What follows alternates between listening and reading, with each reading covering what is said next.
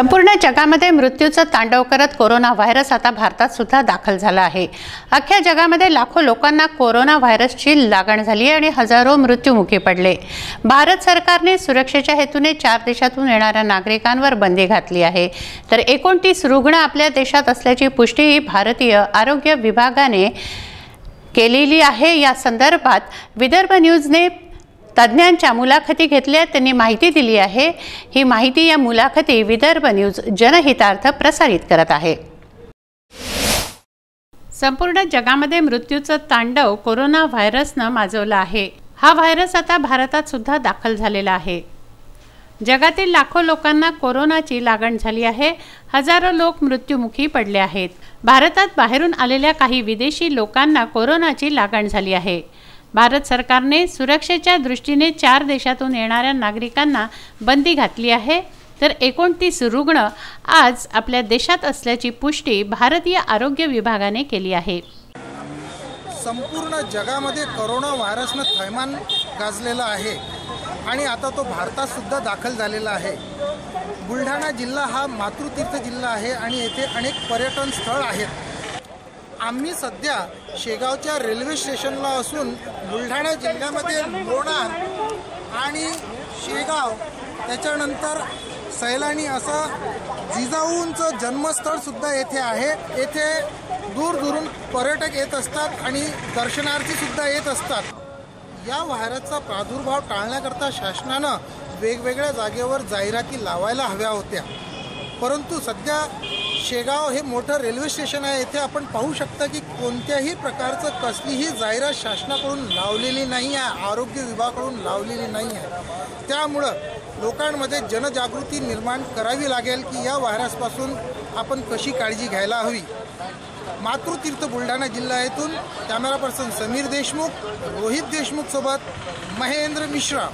या जीवघेण्या व्हायरसला अजूनपर्यंत तरी जगामध्ये कोणत्याही प्रकारची लस किंवा उपचार उपलब्ध नाही, परंतु यापासून आपण सुरक्षित राहू शकतो आणि आपला बचाव करू शकतो। त्याकरता विदर्भ न्यूजच्या प्रतिनिधींनी तज्ञ डॉक्टरांचा सल्ला घेतलाय व तो आपल्यापर्यंत पोहोचवण्याचा आमचा प्रयत्न आहे। होमिओपॅथी व ॲलोपॅथी, शासकीय अशासकीय डॉक्टरांची ही खास मुलाखत। आपला देश लोकसंख्येच्या दृष्टीने खूप ससेप्टेबल आहे हा व्हायरस स्प्रेड व्हायला, कारण भारतामध्ये गर्दीची ठिकाणं किंवा छोट्या एरियामध्ये जास्त लोक राहण्याचं प्रमाण जास्त आहे आणि ह्या आजाराचं मुख्य कारण आहे की तो जवळच्या व्यक्तीकडून जवळच्या व्यक्तीला ट्रान्सफर होतो। तुम्ही जर का 0.5 मीटर टू 2 मीटरचं अंतर जर 2 व्यक्तींमध्ये ठेवलं, क्लोज हँडशेक किंवा घळाभेट टाळली, ज्यांना श्वासरोग विषयी तक्रारी आहेत अशा रुग्णांसोबत, तर हा म्हणजे संसर्ग आपल्याला बऱ्याच प्रमाणे टाळता येतो। पर्सनल प्रोटेक्टिव्ह इक्विपमेंट म्हणतो आम्ही त्याला, म्हणजे मास्क, अशा प्रकारचे मास्क कॅरी करणे, नंतर कुठल्याही श्वासरोग संबंधी तक्रारी असल्यास लवकरात लवकर आपल्या डॉक्टरांना भेटणे। कोरोना व्हायरस हा प्राण्यांमधला व्हायरस होता, तो जेव्हा मनुष्यात आला तेव्हा तो नवीन रूपाने आला, म्हणून त्याला नोवेल कोरोना व्हायरस असं नाव दिलं गेलं। तो इबोला येऊन गेला किंवा स्वाईन फ्लू येऊन गेला, असे जे श्वासाचे आजार आहेत त्याच्यासाठी जे उपाय आपण करतो तेच उपाय आपल्याला कोरोना व्हायरस संबंधी करायचे आहेत। सपोर्टिव्ह केअर ही सगळ्यात जास्त महत्वाची आहे।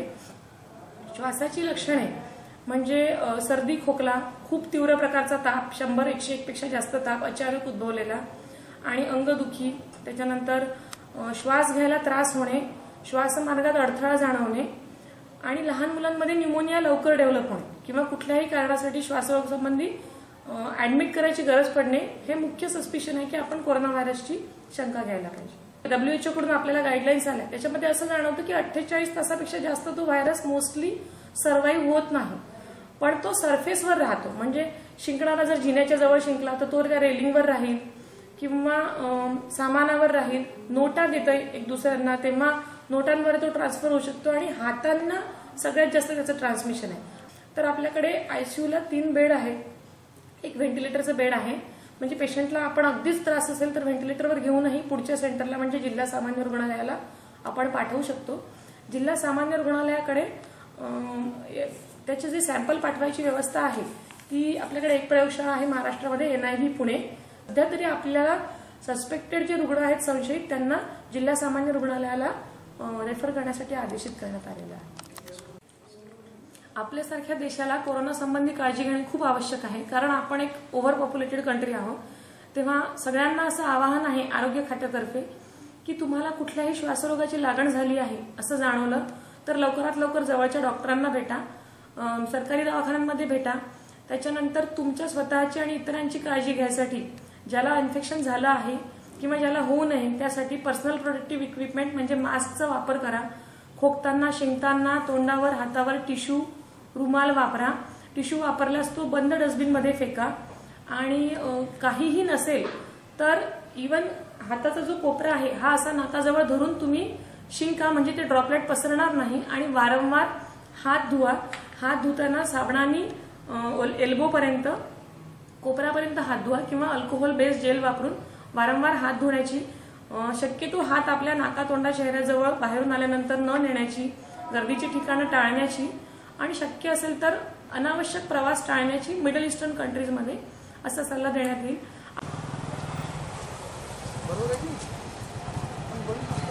या आजाराची प्रमुख लक्षणे म्हणजे सुरुवातीची ताप, थोडाफार हलका ताप, सर्दी, खोकला याच्यापासून होतो आणि पुढील स्टेपमध्ये कोरोनाचा निमोनिया होतो, ज्याच्यामध्ये आपले जे लंग्स असतात, फुफ्फुस असतात, त्याचं फायब्रोसिस होतो आणि ही पुढची स्टेप आहे, ज्याला आपण कोरोना निमोनिया म्हणतो. तर ही खूप फॅटल असते. तर सुरुवातीला ज्यांना थोडं ताप, सर्दी, फ्लू सारखे लक्षणं आहेत तिथेच जर आपण त्यांची काळजी घेतली आणि तिथे त्याचा प्रसार रोखला तर आपण या डिसीजचं रोकथाम निश्चित करू शकतो. ज्यांच्या खोकल्यातून, थुंकीतून ह्या विषाणूचा प्रसार होतो.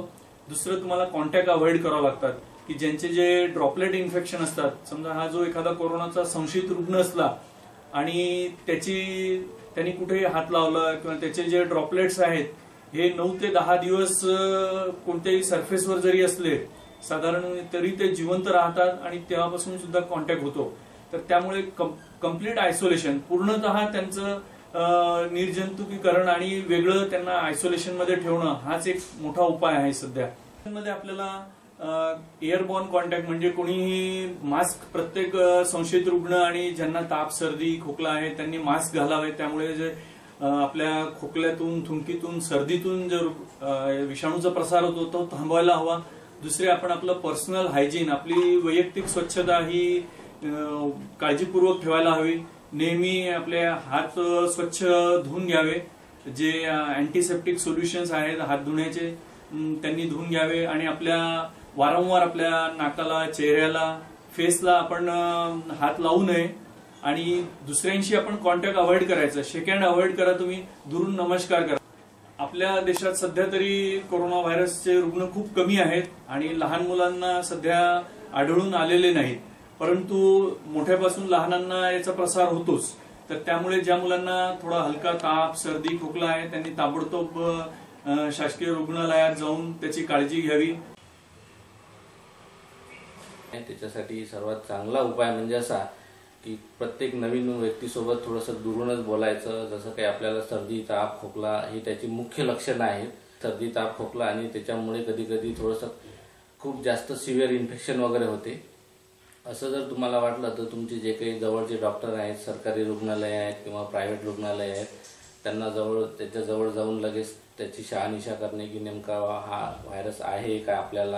तर खास करून लहान आणि जे वृद्ध लोक असतात, मोठे, यांना जास्तीत जास्त इन्फेक्शन होण्याची जास्त भीती असते, कारण की त्यांची रोगप्रतिकारशक्ती कमी असते.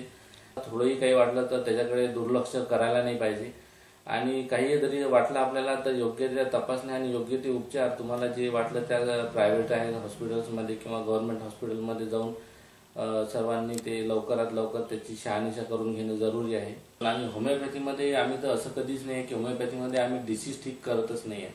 होमिओपॅथीमध्ये आम्ही व्यक्तीला ठीक करतो. त्या माणसाला काय आजार आहे याच्यापेक्षा तो माणूस कशामुळे आजार झालेला आहे याला आम्ही उपचार करतो. आणि बालकांची यासाठी घ्यायची आहे मुलांची, कारण की मुलांची जसे तुम्ही म्हटले की प्रतिकारक्षमता कमी असते मुलांची, तर कुठलंही इन्फेक्शन मुलांना होण्याची शक्यता जास्त असते, सिव्हिअरिटी जास्त असते, त्याचे दुष्परिणाम जास्त प्रमाणात होऊ शकतात मुलांमध्ये. त्यामुळे मुलांची जास्त काळजी घेणं आवश्यक आहे. त्यातल्या त्यात मुलं हे एकमेकांसोबत खेळत राहतात, म्हणून त्यामुळे ह्याचं त्याला पसरण्याची शक्यता मुलांमध्ये जास्त असते. आणि कुठलंही व्हायरल इन्फेक्शन, ते करोना जरी असलं किंवा आणखीही जरी इन्फेक्शन्स असले, तर हे इन्फेक्शन्स जे असतात ते जिथे क्राऊड असतो, जिथे जास्त जण जमतात, जिथे पर्सनल जवळ कॉन्टॅक्ट येतो, त्यावेळेस हे जे जसं म्हटलं कफ करणे किंवा स्निझिंग, शिंकणे, याच्यातनं ते समोरच्याला होऊ शकतात. म्हणून मग बाळांना आपल्याला सगळ्यात महत्त्वाचं म्हणजे काय की स्वच्छ हात धुण्यासाठी आपल्या बाळांना ट्रेन करायचं आहे आपल्या सर्वांना.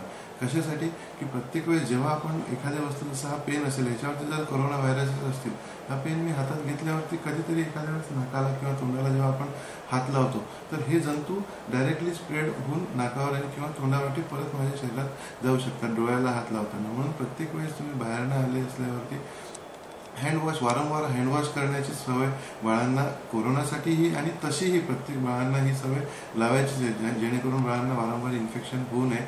त्यानंतर बाळांना जसं याची लक्षणं, जशी सर्दी, ताप, खोकला इथूनच सुरुवात होते ह्याही आजाराची, तर जर बाळाला अचानकपणे ह्या आजारामध्ये काय होतं, हा काळजीचं कारण यासाठी आहे की हा खूप फास्ट पसरतो, लवकर ह्याची स्प्रेडेबिलिटी जास्त आहे. तर शासनाच्या लेवलवरती त्यांचे प्रयत्न करतच आहेत की बॅरिकेड्स निर्माण करणं महत्त्वाचं आहे याच्यामध्ये. म्हणजे कुठेतरी याला थांबणे आवश्यक आहे की ह्या एरियातून बाहेर जाऊन. आणि सगळ्यात महत्त्वाचं म्हणजे कोरोना व्हायरसला घाबरून जाण्याची गरज नाही आहे. कोरोना व्हायरसची जी डेथ रेट, जो आपण मॉर्टॅलिटी रेट जो कॅल्क्युलेट केलेला आहे, त्यांनी जो प्रसारित केलेला आहे, त्यामध्ये दाखवलेलं आहे की सगळ्यात जास्त याची मॉर्टॅलिटी 60 वर्षाच्या वरती जे माणसं आहेत, 50 ते 60 वर्षाच्या वरती, त्यांना जास्त घातक आहे. कोरोना व्हायरसचं इन्फेक्शन झालंय म्हणून रुग्ण दगावणारच आहे असं बिलकुलच नाहीये. महेंद्र मिश्रा, विदर्भ न्यूज, शेगाव.